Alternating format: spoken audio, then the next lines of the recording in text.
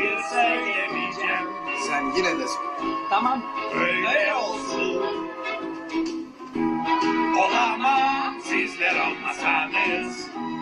Olamam sizler olmasanız.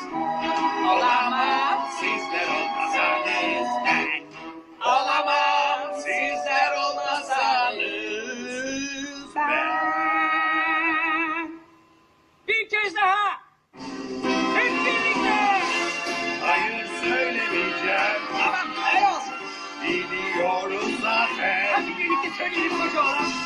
Olamam sizler olmasanız. Olamam sizler olmasanız. Olamam sizler olmasanız. Ben Ben. V-A-Y-K. Demektir sen ye.